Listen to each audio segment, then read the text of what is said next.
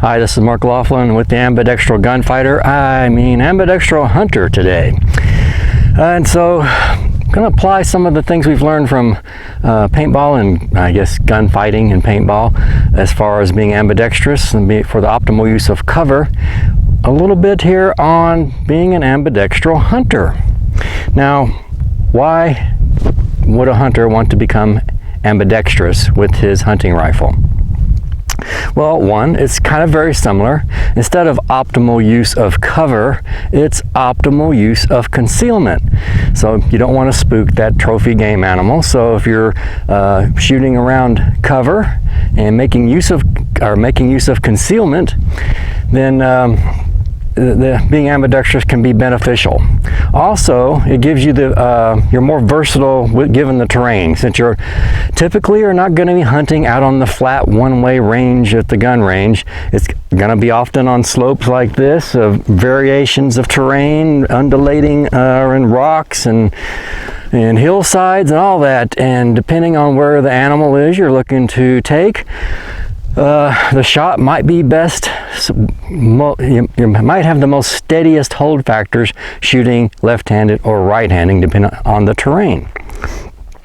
And then also the third one, it kind of takes us back to the ambidextral gunfighter theme, is that it makes you a little more useful as an American citizen if our country were to be invaded. So develop your ambidextral hunter skills and you will be an ambidextral gunfighter as well. Now, how do you become ambidextrous? Well, it's pretty simple. Let's start here with the demonstration. Here I've got my favorite hunting rig here, the Eberly stock Mini-Me backpack with a rifle scabbard in it, and I've got one of my old favorites for manual action, which is the Marlin guide gun. Now, to become ambidextrous, it's the same, and you can check my other video series on how to become ambidextrous, but basically you get up behind cover. It can be a door, a cardboard box, a refrigerator box, or just a tree, rocks, whatever. But you get it behind cover, and then you get in close, and you keep both eyes open, and you get up in behind your rifle, and one eye is being blocked by cover, so it doesn't get any useful information, and the other eye sees your sighting system. And then you switch to the other side, and then do the same thing. Both eyes open, but you got your sighting eye, and then your other eye is blocked by cover. And you just work back and forth on that, 10 or 15 times, and then go to bed and sleep that night. And your brain kind of works this shit out. And then the next day, back up from that same cover and do the exact same thing. Now this time, the open eye is getting a little more information from the environment, but it's still mostly being blocked by cover. And you do the same thing, left and right, both eyes open, and each time one of the eyes is being occluded by cover. And so, but it's getting a little more information today. And then you go to sleep and you let your brain work on that again. And then the next day you come back and back up another yard and do it again. And now you're starting to get a lot more information in the open eye, but you've trained your brain to know that, hey, I've got a sighting system here. So it wants to automatically want to kind of favor your sighting system no matter which hand you're using. Basically what we're doing is we're kind of eliminating eye dominance, or at least attenuating it. And then ultimately get to the point where you back up enough, or you actually step away from behind cover, and you're open field. And now you can switch left and right, and either eye will pick up the sighting system. Now also a part of this is to, as you're shooting or practicing your dry firing left and right, you want to try to do everything exactly the same left and right. You're trying to mirror everything. Okay, so talked about you want to mirror everything as best you can. Your hold, your stance, everything. Your cheek weld, all of that. And then that brings us to, what does the ambidextral hunter require of his rifle? Now, that's one reason I use a lever gun. A lever gun is perfectly ambidextrous. The action works the same left or right. I can manipulate the hammer the same left or right. It's pretty much, see, it's pretty much perfectly mirrored for almost everything. There is one factor I don't care about on the Marlin guide gun, and unfortunately it's probably going to apply to a lot of rifles, lever guns, is the crossbolt safety. And it uses a crossbolt safety just kind of right in front of the hammer here. And so if I am shooting right-handed and I want to take it off safe, I use my thumb to push the button in. Now if I'm shooting left-handed and I want to take it off safe, I have to reach across the other side with my thumb and push it back out on this side.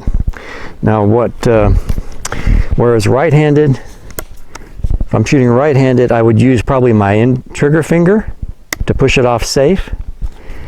And so left-handed, if I'm mirroring, it's going to want to be instinctive for me to use my trigger finger to push in there, and that's actually making the rifle safe. So if I do a lot of shooting left-handed and I got used to like pushing that off, pushing that in to make the rifle safe, then if I'm switching over to right-handed, I'm not really thinking, you know, I'm shooting left-handed or right-handed, I just automatically come up and push the button in to make it safe. Well, now I've not made it safe, I've actually put it into the fire position. So that's why I don't like crossbolt safeties. Even though, like I say, the button is accessible on both sides, it operates differently left or right-handed. And if you're really getting to where you're shooting right-handed or left-handed without thinking I'm shooting right-handed or left-handed, it's just automated. Perfect mirroring, the whole bilateral transfer thing that goes on in your brain, where your brain transfers a skill set from right-handed to left-handed or vice versa. It's gonna make it so that it's mirroring the functions of right and left-handed perfectly. So your rifle needs to be mirrored perfectly as well. You have to focus yourself to pay attention when you don't want to be automated with using the safety. Everything else you can automate and quickly switch back and forth and work all the action and work the hammer, lower the hammer, and all that can be kind of automated. But so that's my one complaint about the safety. The other, of course, is that the loading chute is not ambidextrous, which, I mean, you're not actually probably going to be doing a lot of tactical reloads. So, you know, you got your 4 rounds in here and should be good to go, 1 in the chamber. And if you do have to top off, well, it's kind of like a magazine chain on a pistol. Things are going to be, you're going to have to get out of your zone a bit for that. Now let's talk about some of the other things I've got set up on here. I've got a Weaver. This is an old 3x scope, a variable power scope, 1 power to 3 power, I believe. And notice I've got it set really low. I like that low, so this low over the bore, and it's where, when I get my cheek weld, I'm right behind the optic. Now, also notice I've got both rings mounted behind the turret. Some people think that's a little bit weird. The reason I had to do that is given the pick rail here, which is relatively short, and I needed the scope far enough forward. Now, why do I need the scope so far forward? A lot of times you'll see a lot of hunters with the scopes, the eyepiece is way back here, and that's too far. And there's a couple of reasons you want the scope far enough forward so that when you bring it in, you want to do a turkey neck cheek weld, get your head as far forward, you know, extending your neck as far forward as you can, and then have that full field of view through your scope. Now, why are we doing that? Why are we doing this turkey neck cheek weld? Why can't I just sit back here relaxed and do that and have the scope back here? Couple of reasons. One is the turkey neck cheek weld is a repeatable action. So that means it's going to be, you'll do it by extending your head all the way forward to its limits and bringing your cheek down against the stock. For precision and accuracy, that's something that you can repeat consistently. Now the other thing is, typically for my American or ambidextral gunfighter rifles, they're not very heavy recoiling. Now this is a 45-70, so it can be a little bit jumpy. And so by doing the turkey neck cheek weld, where you got your head as far forward, when the rifle recoils, your head's going to go back with it. Whereas if you're back here relaxed and your scope is right there, and you've got a lot of movement here where your head can come forward more, and then you get that scope bite. So it sounds kind of counterintuitive, but by doing the turkey neck cheek weld, you're reducing your risk of scope bite, because your head is as far forward as it can get already, and so when the rifle recoils, it can't come back and hit you in the top of the eye, and your head's going to ride right back with the rifle. So that's why the scope is mounted farther forward than you might see a lot of hunters running them. Now you can also, of course, you see a lot of people running the scout rifle setup where they have the extended eye relief scope, and I had a 4570 somewhere that's like that. And so that's actually pretty cool and fast sighting system as well. And then, of course, another advantage is by being low over the bore, it fits in my backpack scabbard very well. Now you notice I did have to put even though my scope is mounted as low as I can get it, I did have to put a little bit of I think it's about a 3/16 of an inch cheek riser pad to get the proper eye alignment with my sighting system. Now another thing I'm running is this old school GI cotton duck shooter sling. Now this is fine, it does, you see a lot of people using just the nylon stuff with the big pads and all that stuff on it, and that's fine if you just want to carry the rifle, you know, but if you want to sling it. But the reason I use this old GI sling is for actually as a shooter's aid. Now there's a couple of ways you can use it as shooter's aid, and I'll show you one later when we do kind of an Appleseed, a mini Appleseed with this. But probably the most common one is going to be like the hasty sling, where you basically just you start over. The hasty sling, where you bring basically your trigger guard up to eye level, armpit up high in the sling, and then bring your hand around the sling, and then you can rotate the rifle down like this. Now this really steadies your shooting position, and then for these heavy recoiling rifles, it takes some of the load here spreads it across your chest. Now there is another, we're going to knock my microphone off, another sling type, which is just, you've got this hold here and you basically just swing that around like that, and and this is a really quick one to get into for, you know, a quick snap shooting opportunity, and you're not bringing your hand around it, but just, you know, swinging that sling up there under your elbow for just a little bit added support. Now the other is we can do a loop sling where we detach from back here and create a loop in the bottom of the sling, and then snug it kind of like a tourniquet. It sounds horrible. Kind of like a tourniquet up high in your bicep, and that's probably the steadiest shooter's aid you can get as far as using a sling. And here's an example of a Marlin guide gun in 4570 that's pretty much completely stock. I think I may have the magazine follower may be updated, as well as I think I've got the Wild West Guns ejector here. But other than that, it is stock. It has the buckhorn sight that's mounted about midway in the rifle, which I suppose is you know, pretty quick handling. But you're not going to be quite as precise as you would be as if you had an optic, or say a peep sight in the rear, like maybe the XS sights offers a rear ghost ring sight, which is still pretty quick handling, but gets you that ability to get some additional accuracy out of it. Okay, now for some other things I highly recommend you do is take your hunting rifle out and go to a Project Appleseed rifle marksmanship clinic. Actually, if you have a 22, that would actually be better. You think, oh, I got to practice on the rifle I'm going to be using hunting. But what you're going to learn at Appleseed, Project Appleseed, is it'll be easily transferable. The skills will be transferred to your rifle. And if you'd use a 22, like a Ruger 1022 or a Tippmann M4 22, you'll save a lot of money on ammo. In fact, it'll pay for buying yourself a 22 rifle if you don't already have one, especially for this. You know, you talk $2 a round for this, and if you were to do, 400 rounds of this at a Project Appleseed, besides being probably a little bit sore from that much use, you know 400 rounds of this would be $800, and so like I said, that would actually buy you probably 2 or 3 22 rifles and several thousands of rounds of ammo. But anyway, what you'll learn at Project Appleseed is you'll learn the steady hold factors. You'll learn how to use the sling that I just kind of really quickly went over. You'll learn about natural point of aim, which is probably the most important concept, and if you don't know what I'm talking about, that's going to be probably the big benefit you'll gain from going to a Project Appleseed rifle marksmanship clinic.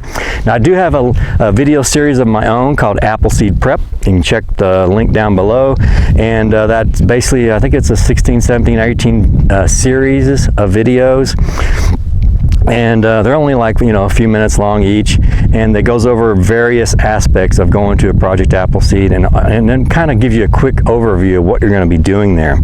Now, talking to Project Appleseed, we talked earlier a little bit about the turkey neck cheek weld. Now, with a high recoiling rifle like the Marlin guide gun and a lever gun as well as that, the way I like to operate or to hold it with my trigger hand is, you often see people bringing the thumb over behind the trigger or behind the hammer like that, but I like to bring the thumb up to the side and then use the back side of my pinky against this lever to pull the rifle smartly back against my shoulder. And that way I don't end up with a bruised shoulder. You don't need these big massive recoil pads or pads on your shirt. I'm just wearing a regular dress shirt today, and once I get this pack off, it's gonna be no problem. I'll just pull it snugly into my shoulder and it'll go boom and just kind of rotate up a bit, no big deal. And I'm using, again, the back of my pinky to pull that rifle snugly against my shoulder. I got my thumb over the side, that gets my trigger finger in a better straight back to the rear pull for better accuracy. And then also my thumb is out of the way, so if the rifle does come up like that, if I have the thumb across here, it is possible that it'll kind of, the back of your knuckle will punch you in the nose a bit. I mean, not real hard, it's just kind of annoying. So there's just a couple advantages of bringing the thumb over the side, and that's pretty common to use that technique with any straight stocked rifle. Pistol grip rifles, you'll be fine with the thumb over grip, but for really good accuracy, I highly recommend thumb to the side, exaggerated C-shaped trigger finger, so you can pull that trigger straight back. Okay, so like I said, go ahead and attend a Project Appleseed Rifle Marksmanship Clinic. Like I said, take a 10-22 or a 22 rifle to that. Earn your rifleman patch. Then go attend a Project Appleseed known distance event. And that's where you're actually shooting at the full range. Now, the regular 2-day clinic, you're shooting at 25 meters, and they use targets that simulate shooting 100, 200, 300, 400 yards. And so the known distance event is where you actually go to a range where you can actually shoot 100, 200, 300, 400 yards. And I mean, it's pretty much the same. You do learn a little bit more about external ballistics, and you're going to learn a lot about inches, minutes, and clicks, and minute of angle. Important stuff for the hunter too. And then after you've done your known distance event and gotten your long range patch, then go attend, and I haven't done this yet, but then if you're lucky enough, you can go attend the unknown distance Appleseed that's so far I think is only being held at a Whittington Center in New Mexico. The Project Appleseed standard rifle marksmanship clinics, they're all over the United States. Known distance events are going to be a little bit more rare. There may be one in your state or at least one nearby every year. The regular events, the 2-day events, are going to be probably several events in your state every year. So definitely check those out. So well, I've talked about as much as I can talk. So now we'll do a quick Appleseed style shoot with this rifle. I'll shoot left and right hand, but given the cost of ammo, I'm only going to shoot 1 round right and 1 round left in each of the positions. So I'm only going to use just a little under about 8 rounds, I guess, total, and I'll kind of just extrapolate, but it's kind of not fair, but I'm going to try to save some ammo, and then maybe I can shoot some steel or something too. And just kind of to show that really, you know, it makes a big boom and it's really satisfying. I mean, there's nothing quite like shooting a few hundred yards out here in the Badlands, and you hear the big kerboom as the rifle goes off, and then it's like about a half a second later, a nice big satisfying kersplat down on the other end of the where the big 325 grain chunk of lead hits the ground. So it's pretty cool. So let's go shoot a Project Appleseed. Okay, so here we are for stage 1 of the Project Appleseed drill. Running Hornady lever evolution ammunition. So let's get 2 rounds loaded up.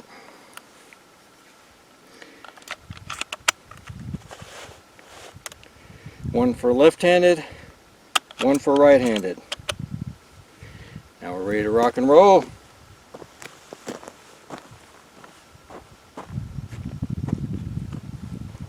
Start off right-handed.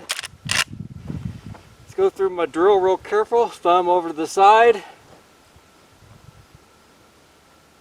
Take advantage of our magnification. Turkey neck cheek weld.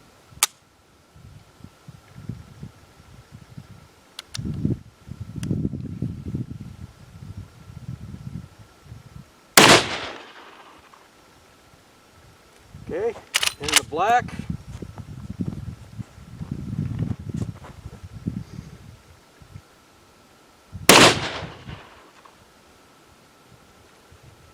A little bit low, but about the same spot.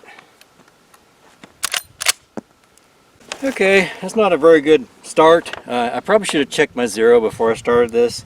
Zeroed the rifle down in Georgia, quite a bit lower elevation than here in Wyoming. And but anyway, and I also zeroed it, I believe is at, I'll have to check I have a video how to zero your 45-70, and I think I zeroed it at 20 yards, which puts it on for the distance zero, I think at about 150 or something. So I probably need to aim higher as well. But nonetheless, pulling a little bit to the right, I'll have to watch that, but I did it both left and right, so that's good. Usually I'll see left and right about an inch apart, about right in there. So now we go to the seated.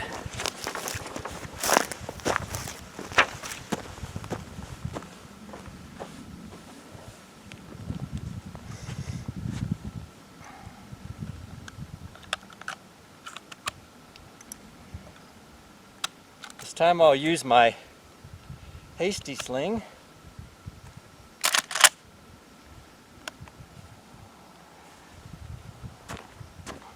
Get the mat out of the way here.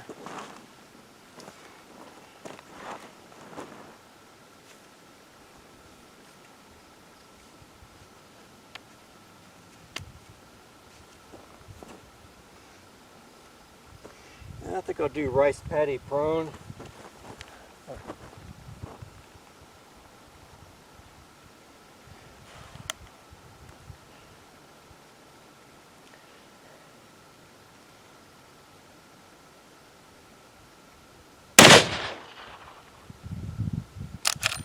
Okay, maybe I shot a little too high. And switch to left-handed. Same thing. Trigger guard up to the eye level, arm around, sling. Get that sling twisted right.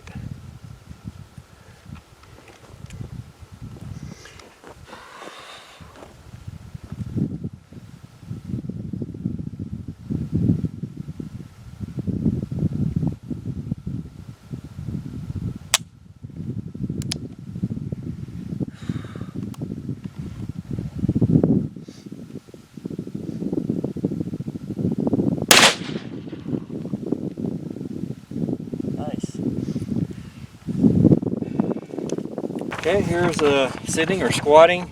There was my shot right-handed, my shot left-handed. So I got a 3 right-handed and a 5 left-handed. So I'm starting to kind of work in where my point of aim needs to be. I really should have zeroed this before I started. Okay, so now for stage 3, it's called rapid fire prone. We won't be doing any rapid fire today, but I'm going to use the loop sling to get myself full advantage. And so I'm rigged up here for shooting right-handed first.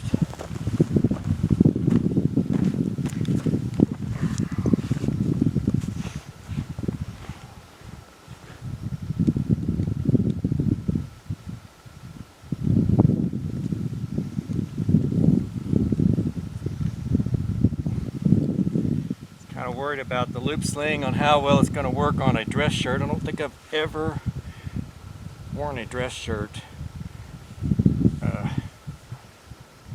shooting. Just thought that something of elegance of a guide gun just seemed like it meant I needed to wear a dress shirt today.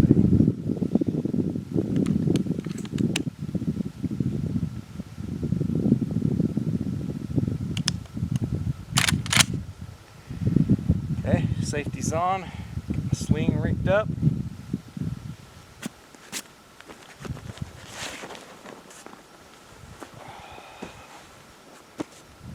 Full Appleseed position, firing position here. Elbow directly underneath the rifle. Thumb over.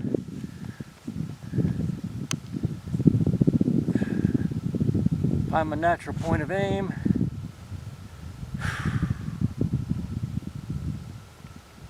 Turkey neck cheek weld.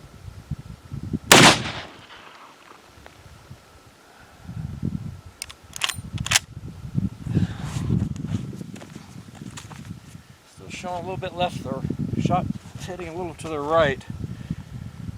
Take the sling off. Switch to left-handed use. It's where the hasty sling is better because it's as far as ambidextrous, because it's quick to change from one side to the other.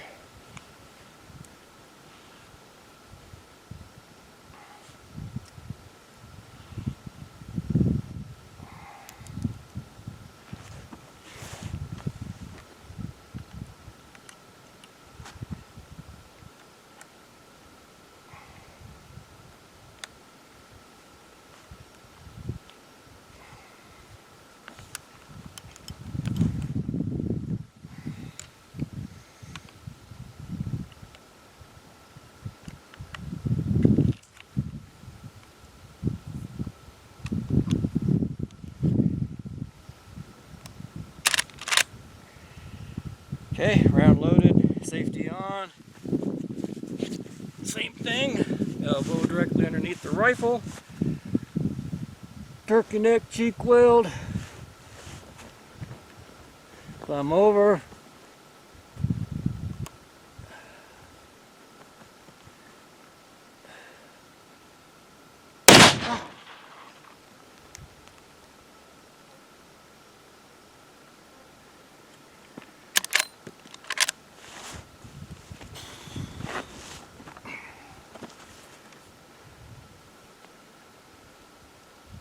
Man, that trigger's light.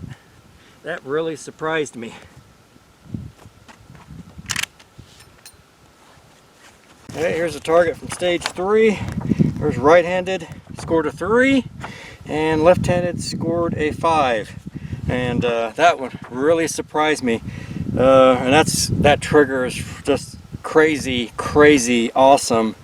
It must be a 2.5, 3 pound pull and very crisp.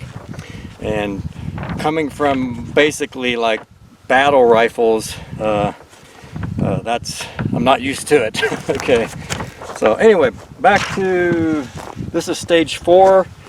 It simulates 400 yards, and since I'm already slung up for left-handed, we'll start left-handed.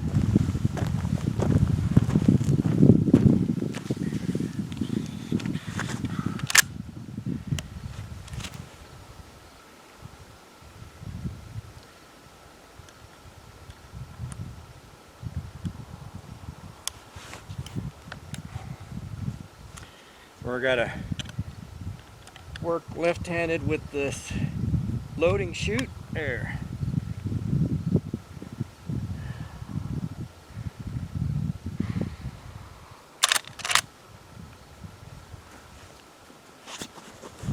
Pay attention to that trigger.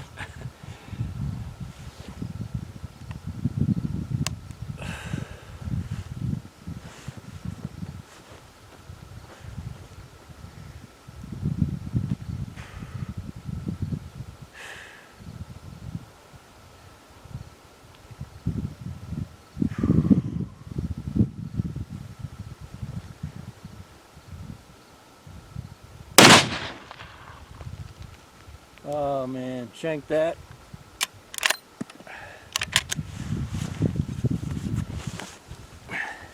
Well, that sucks. Man, I thought I was paying attention to that trigger. It's still just touched it. Bam.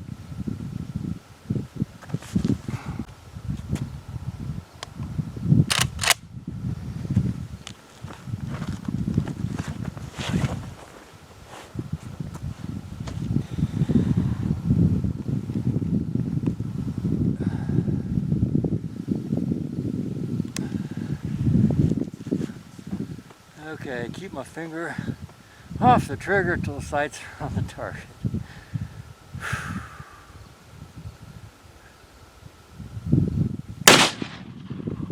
There we go.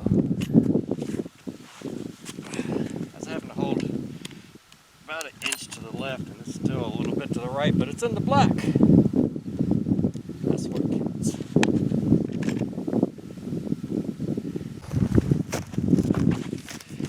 Okay, here's our final target with 400-yard target. Absolutely missed on the, see, that was left-handed.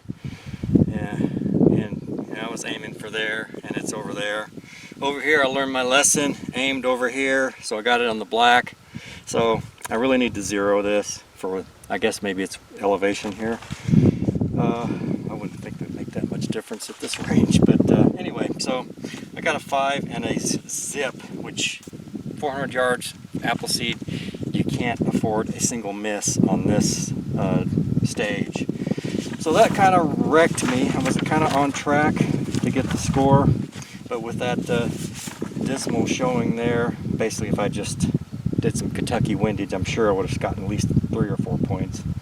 But that just puts me at what's called marksman level, 165. It's pretty sad.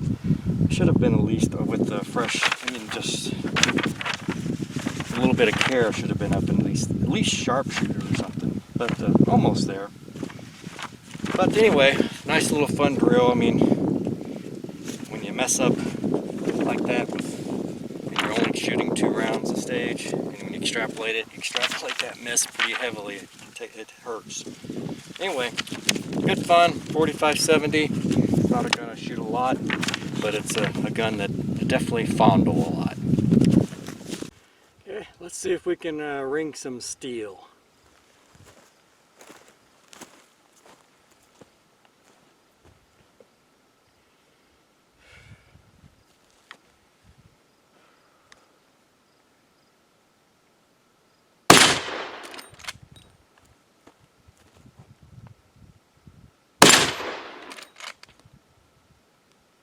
I guess so.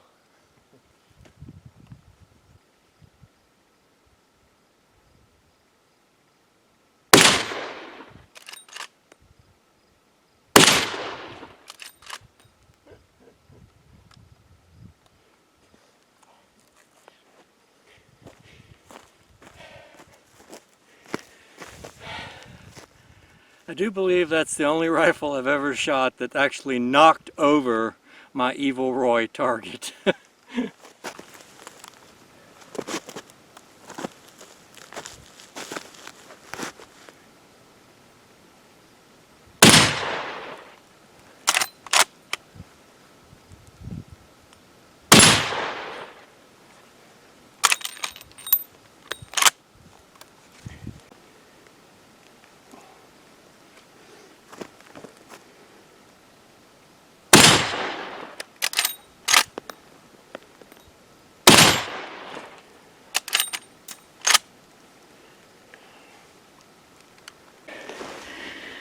Let's see if we can do something about this fire ant problem.